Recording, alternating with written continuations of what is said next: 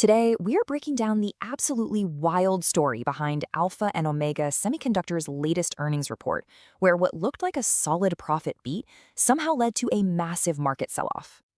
So the company, its ticker is AOSL, comes out and reports its first quarter earnings, and they just sailed past what analysts were expecting, beating non-GAAP earnings per share by a really solid 30%.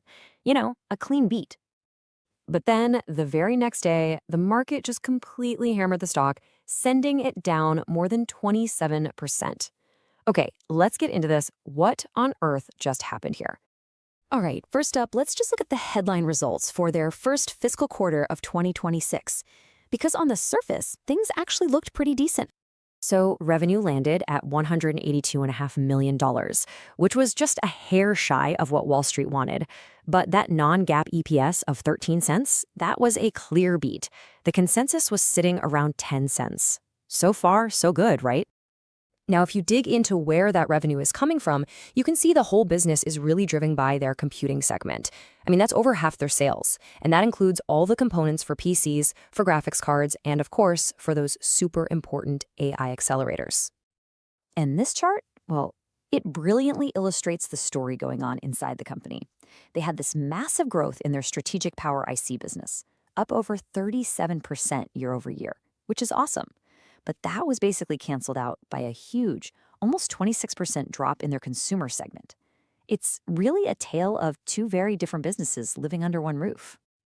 So, if the quarter itself was a beat, why did the stock get absolutely crushed? Well, the answer, as it so often is, isn't about what happened in the past. It's all about the future that management painted on their earnings call. And you can see here just how incredibly fast that sentiment went sour. Right after the report, the stock actually popped up 3% in after-hours trading because of that earnings beat.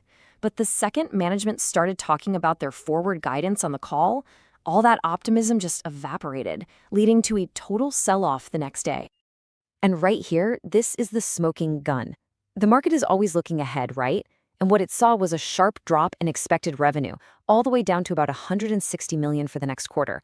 Plus, their profitability, their gross margin, is shrinking too. This wasn't just a small warning. This was a major step down.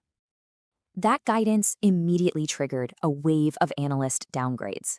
You had B. Riley just slash their price target from $40 all the way down to $24.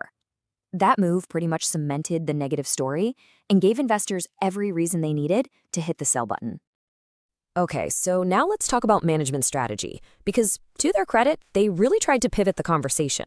They wanted to talk about a much more optimistic long-term picture, and it's all centered around the hottest theme in tech, AI. The CEO, Stephen Chang, he framed the company's entire future as this strategic shift. He said, look, we're not just selling simple components anymore, we're providing complete power solutions, especially for the massive energy needs of AI data centers. Their whole plan is to get in lockstep with NVIDIA's next-gen 800-volt data center design. And this is so crucial because as AI chips get more powerful, they get incredibly power-hungry. That creates a huge need for the kind of advanced power devices that AOSL is developing. And they're going to fund this whole pivot using $150 million from a recent asset sale. You have to admit, it's a really compelling story for the long run. But, and this is a big but, that long-term vision ran headfirst into a wall of short-term problems they talked about on the call. The dream was great, but the timing was just terrible. Management kept using this term over and over, digestion phase, to describe what's happening in their key markets for AI and graphics cards. And put simply, it just means that customers bought a ton of chips recently, and now they need time to digest that inventory before they order more. And it wasn't just the AI digestion. They also guided for a massive 20% sequential drop in their main computing segment and a high teens decline in consumer. They cited everything from weak seasonality to inventory problems. It was just a perfect storm of near-term headwinds.